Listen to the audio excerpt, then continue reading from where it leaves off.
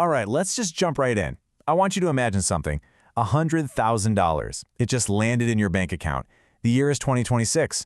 What is the very first thing you do? It's an awesome thought, right? But let's be real. It's also kind of paralyzing. So in this breakdown, we're going to turn that what if into a clear, confident, step-by-step plan.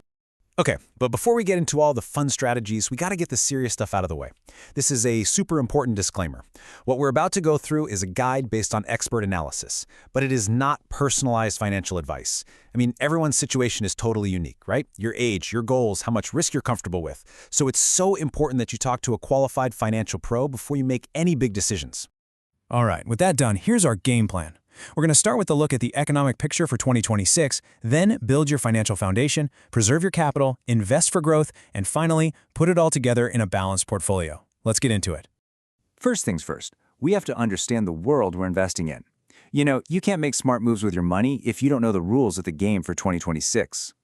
So, what's the forecast looking like? Well, experts are pointing to a pretty solid economy. We're talking moderate growth, interest rates starting to come down, and really strong company profits, especially from the whole AI explosion. What all that means for you is that it's shaping up to be a pretty good environment for investors, with some real potential in stocks and even commodities. Now, before we even dream about all that growth, we have to get our house in order. We've got to build a rock-solid financial foundation. Seriously, skipping these next steps is like building a skyscraper on sand. It's just not going to work.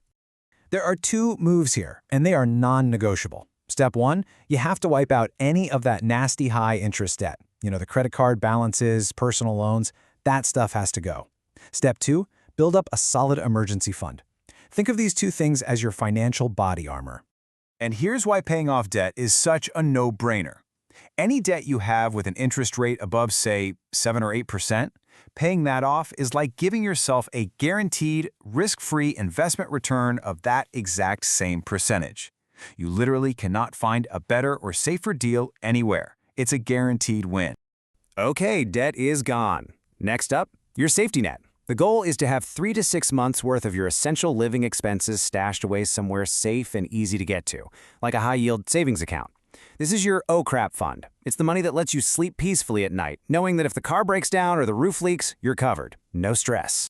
So, your foundation is solid. Now we can move on to the next stage, playing a little defense and preserving your capital. This is all about putting a chunk of your money into safe, low-risk spots so it doesn't lose value. You've basically got two main choices here: high-yield savings accounts and certificates of deposit, or CDs. And it really boils down to one simple question.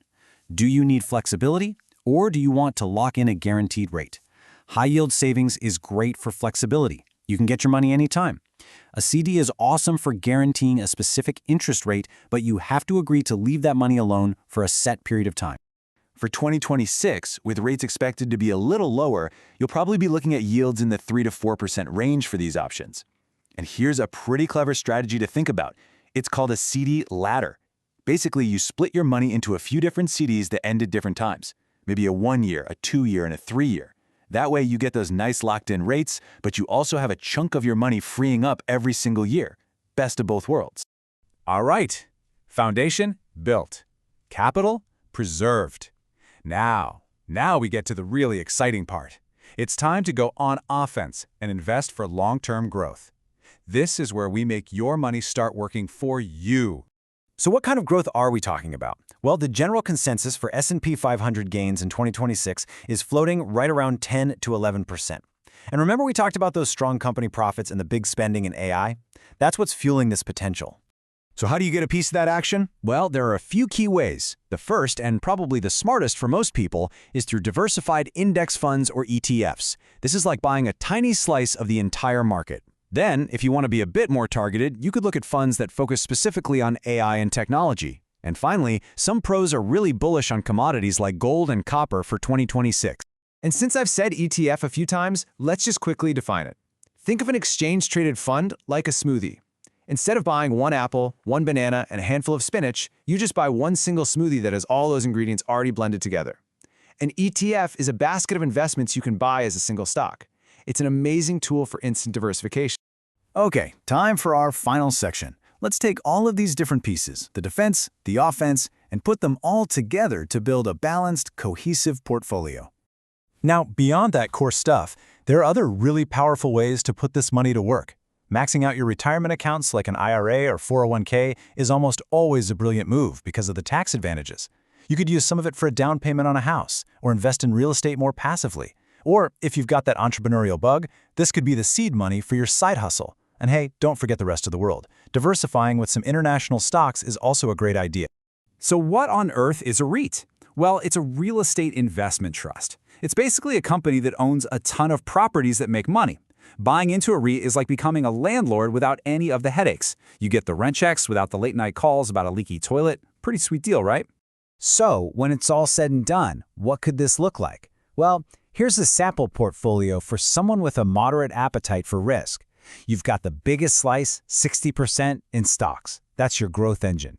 20% in bonds for stability. 10% in things like commodities to diversify. And that final 10% is your cash, your emergency fund, and any other money you need soon. And I have to say this one more time because it is so important. This is just a sample. Your personal pie chart might look totally different, and that's okay. It should. If you're young, maybe your stock slice is way bigger. If you're getting closer to retirement, you'll want more in those stable bonds. It all comes back to you. You know, if you forget everything else we talked about today, please just remember this one thing. Stay diversified, invest consistently, and think long-term. And for goodness sake, don't try to time the market. Trying to guess the market's next move is a fool's errand. It's the slow, steady, disciplined approach that builds real wealth over time. So there you go. That's the playbook. A complete roadmap for what to do with $100,000 in 2026.